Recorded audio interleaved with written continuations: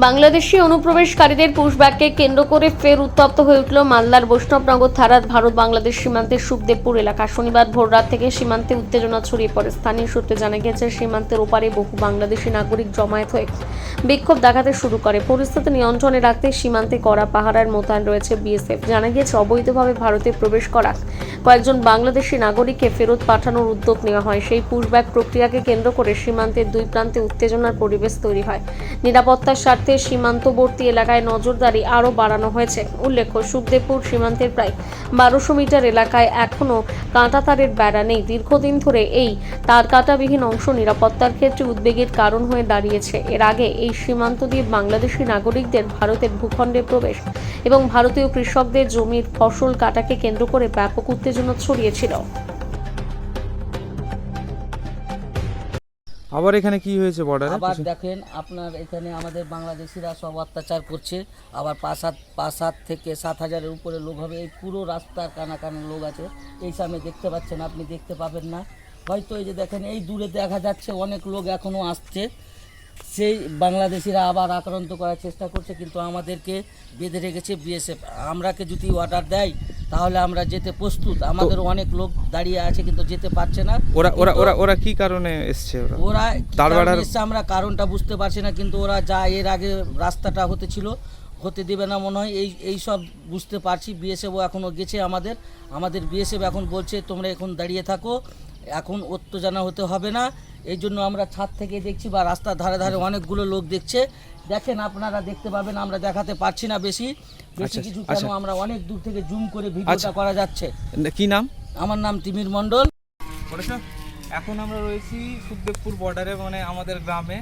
সকাল করে হঠাৎ করে খবর পাচ্ছি আবার বাংলাদেশিরা ওখানে জড়ো হয়েছে। কী কারণে জড়ো হয়েছে তো সবাই কিছু লোক আতঙ্কিত হয়ে আবার আমরা সেই স্পটে এসেছি, যেহেতু বাড়ির খুব কাছে। এসে দেখছি প্রচুর বাংলাদেশি লোক।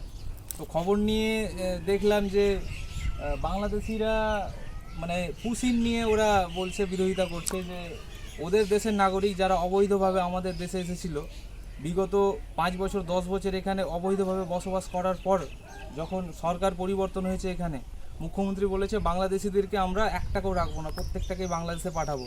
তো বিভিন্ন সীমান্ত দিয়ে ওদেরকে বাংলাদেশে পাঠানোর একটা পরিস্থিতি চলছে।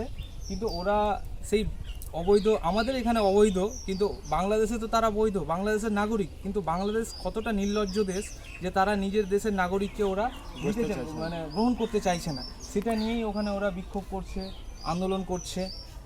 আর এই সেই স্পট, আমি আবার সরকারকে মনে পড়াতে চাই যে এই সেই জায়গা যেটা দিয়ে ওরা এতদিন অবৈধভাবে প্রবেশ করে এই দেশে এসেছিল। এটা এখনও ফেন্সিং হয়নি। 1 বছর আগে সেই বিস্তর ঝামেলা হয়েছে, আমরা বুকে পাথর খেয়েছি ঝামেলা করতে গিয়ে। তো এখানে পুশিনের ওরা বিরোধিতা করছে। বলো কিছু, তুমি কিছু বলো, আমি বলবো।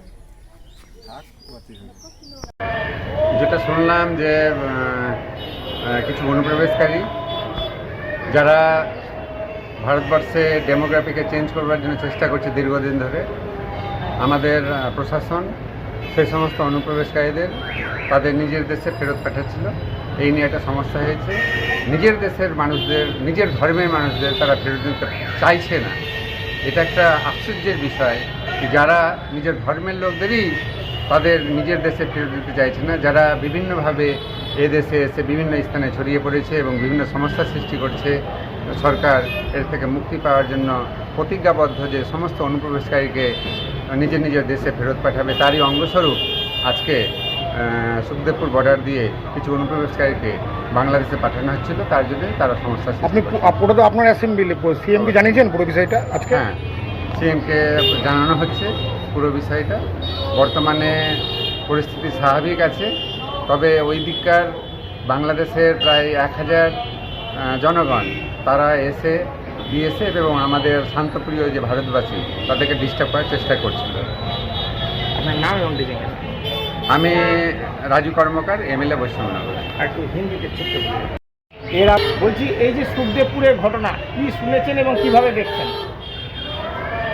যেটা শুনলাম যে কিছু অনুপ্রবেশকারী যারা ভারতবর্ষে ডেমোগ্রাফিকে চেঞ্জ করবার জন্য চেষ্টা করছে দীর্ঘদিন ধরে, আমাদের প্রশাসন সেই সমস্ত অনুপ্রবেশকারীদের তাদের নিজের দেশে ফেরত পাঠাচ্ছিল। এই নিয়ে একটা সমস্যা হয়েছে। নিজের দেশের মানুষদের, নিজের ধর্মের মানুষদের তারা ফেরত দিতে চাইছে না।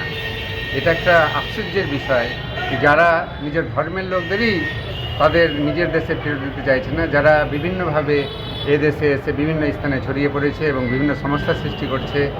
সরকার এর থেকে মুক্তি পাওয়ার জন্য প্রতিজ্ঞাবদ্ধ যে সমস্ত অনুপ্রবেশকারীকে নিজের নিজের দেশে ফেরত পাঠাবে, তারই অঙ্গস্বরূপ আজকে সুখদেবপুর বর্ডার দিয়ে কিছু অনুপ্রবেশকারীকে বাংলাদেশে পাঠানো হচ্ছিল। তার জন্য তারা সমস্যা আপনি পুরো তো আপনার অ্যাসেম্বলি সিএমকে জানিয়েছেন পুরো বিষয়টা আজকে? হ্যাঁ, সিএমকে জানানো হচ্ছে পুরো বিষয়টা।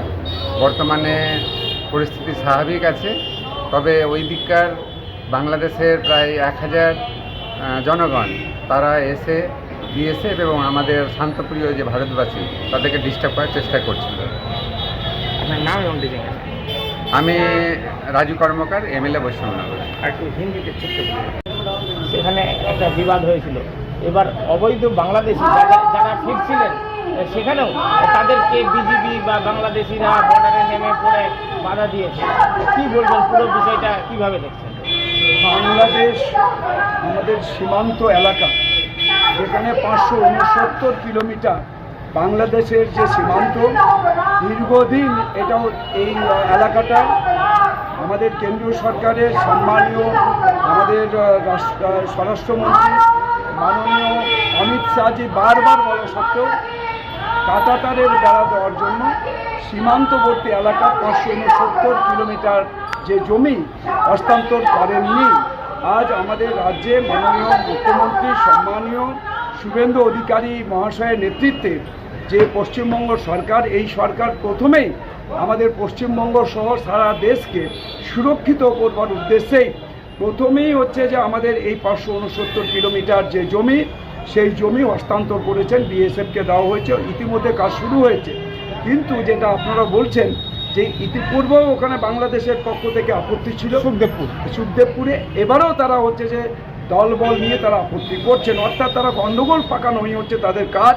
অর্থাৎ এখান থেকে যাতে অনুপ্রবেশ করতে পারে বাংলাদেশি, আফগানিস্তানি এবং পাকিস্তানি, রোহিঙ্গা এবং যারা হচ্ছে সন্ত্রাসবাদী, তারা যাতে অনায়াসে এখানে পশ্চিমবঙ্গে আসতে পারে, পশ্চিমবঙ্গের মানুষের সর্বনাশ করতে পারে, দেশে সন্ত্রাস সৃষ্টি করতে পারে।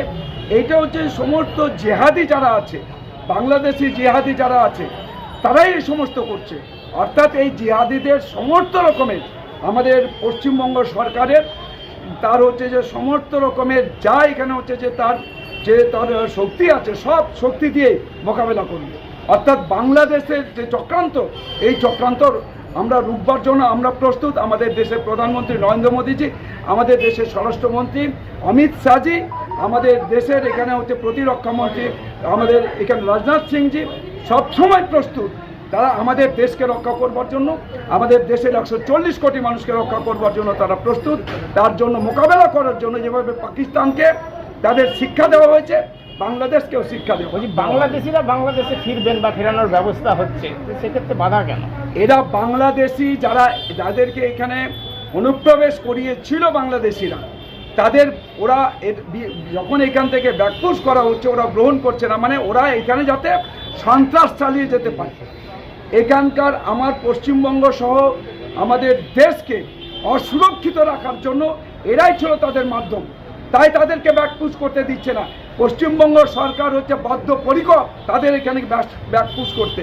তাই আমাদের সমস্ত দেখছেন যেখানে যেখানে বাংলাদেশি আছে, প্রত্যেকটা বাংলাদেশিকে এখানে ব্যাকপুশ করা হবে, কোনো কথা শোনা হবে না, কোনো তাদের হচ্ছে বাধা মানা হবে। আমরা দেখেছিলাম যে ভারতীয় সীমান্তে কাঁটাতারে বেড়া দেওয়া নিয়ে অযৌক্তিক আপত্তি বাংলাদেশের তরফে, সেখানে একটা বিবাদ হয়েছিল। এবার অবৈধ বাংলাদেশি যারা ফিরছিলেন সেখানেও তাদেরকে বিজিবি বা বাংলাদেশিরা বর্ডারে নেমে পড়ে বাধা দিয়েছে। কি বলবেন, পুরো বিষয়টা কিভাবে দেখছেন?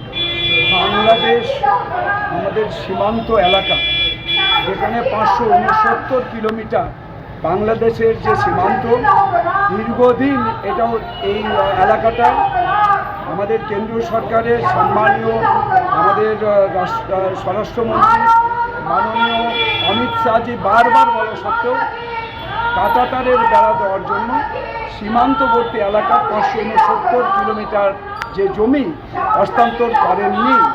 আজ আমাদের রাজ্যে মাননীয় মুখ্যমন্ত্রী সম্মানীয় শুভেন্দু অধিকারী মহাশয়ের নেতৃত্বে যে পশ্চিমবঙ্গ সরকার, এই সরকার প্রথমেই আমাদের পশ্চিমবঙ্গ সহ সারা দেশকে সুরক্ষিত করবার উদ্দেশ্যেই প্রথমেই হচ্ছে যে আমাদের এই 569 কিলোমিটার যে জমি, সেই জমি হস্তান্তর করেছেন, বিএসএফকে দেওয়া হয়েছে। ইতিমধ্যে কাজ শুরু হয়েছে, কিন্তু যেটা আপনারা বলছেন যে ইতিপূর্বেও ওখানে বাংলাদেশের পক্ষ থেকে আপত্তি ছিল সুখদেবপুরে, এবারেও তারা হচ্ছে যে দলবল নিয়ে তারা আপত্তি করছেন, অর্থাৎ তারা গণ্ডগোল পাকানোই হচ্ছে তাদের কাজ। অর্থাৎ এখান থেকে যাতে অনুপ্রবেশ করতে পারে বাংলাদেশি, আফগানিস্তানি এবং পাকিস্তানি, রোহিঙ্গা এবং যারা হচ্ছে সন্ত্রাসবাদী, তারা যাতে অনায়াসে এখানে পশ্চিমবঙ্গে আসতে পারে, পশ্চিমবঙ্গের মানুষের সর্বনাশ করতে পারে, দেশে সন্ত্রাস সৃষ্টি করতে পারে। এইটা হচ্ছে সমস্ত জেহাদি যারা আছে, বাংলাদেশি জেহাদি যারা আছে, তারাই এই সমস্ত করছে। অর্থাৎ এই জিহাদিদের সমস্ত রকমের আমাদের পশ্চিমবঙ্গ সরকারের তার হচ্ছে যে সমস্ত রকমের যা এখানে হচ্ছে যে তার শক্তি আছে, সব শক্তি দিয়ে মোকাবেলা করবে। অর্থাৎ বাংলাদেশের যে চক্রান্ত, এই চক্রান্ত আমরা রুখবার জন্য আমরা প্রস্তুত। আমাদের দেশের প্রধানমন্ত্রী নরেন্দ্র মোদীজি, আমাদের দেশের স্বরাষ্ট্রমন্ত্রী অমিত শাহজি, আমাদের দেশের এখানে হচ্ছে প্রতিরক্ষা মন্ত্রী আমাদের এখানে রাজনাথ সিংজি সবসময় প্রস্তুত। তারা আমাদের দেশকে রক্ষা করবার জন্য, আমাদের দেশের 140 কোটি মানুষকে রক্ষা করবার জন্য তারা প্রস্তুত।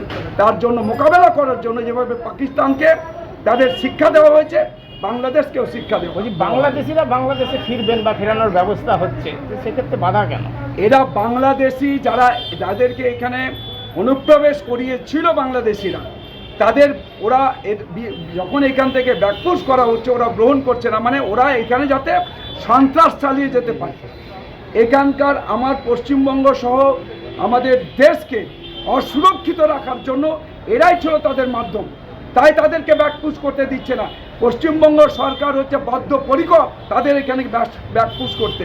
তাই আমাদের সমর্থ দেখছেন যেখানে যেখানে বাংলাদেশি আছে প্রত্যেকটা বাংলাদেশিকে এখানে ব্যাকপুশ করা হবে, কোনো কথা শোনা হবে না, কোনো তাদের হচ্ছে বাধা মানা হবে।